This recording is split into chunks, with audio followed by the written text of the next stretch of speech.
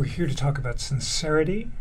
There was a passage from the Talmud which says, "Only those who know their weaknesses can be tolerant of the weaknesses of their neighbors.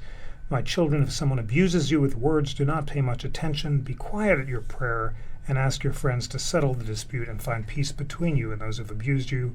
Your response: if we don't forgive ourselves for features we ourselves usually possess, we allow them to live rent-free in our own heads. I think this is a really key aspect of human relations, that often the thing that bothers me about you is a thing I have. In fact, I would go farther and just say, it is. It's not frequently, it is the thing that we have. And I think that's why it bothers me. It's very interesting if you apply it to larger spheres, because you then have to wrestle with the fact that someone who may be different artistically than you are, and you've got a problem, you have to begin to dissect and understand the nature of that problem. And I think what sincerity suggests is that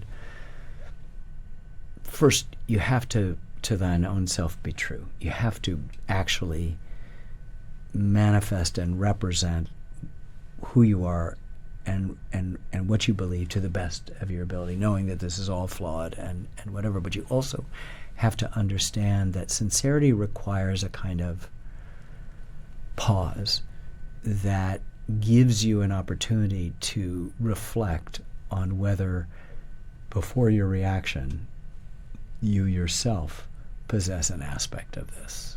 You know, you can see that in siblings that grow up close in age to one another. My brother and me, you know, who squabbled all the time. A little bit of mitigating circumstances given the desperate sadness of our childhood.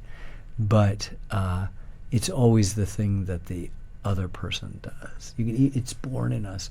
You can see a child with another child, like a toddler, 2 years old, and the friend is over, and the friend starts to play with a toy that's not being played with, and it just drives the person crazy because they want that. My mother used to say, "Don't be a dog in the manger," right? And so I think that one of the primary obligations of us, in order to remain kind of true to who we are, is to absorb the stuff that happens, to have a thick skin. I remember my mother told me also that when somebody criticizes you, there's probably a little grain of truth in it.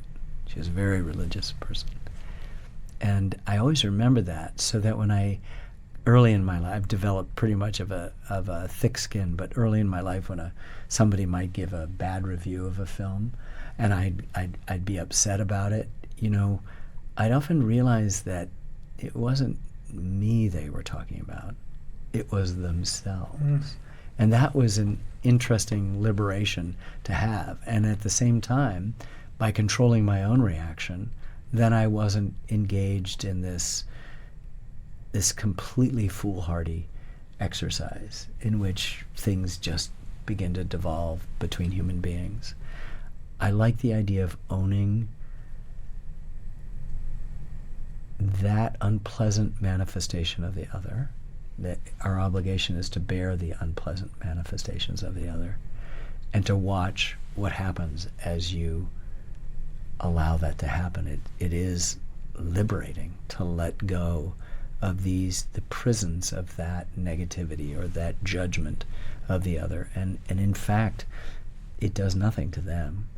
It only does it to you. These are all corroding the vessel they're contained in, as we've said.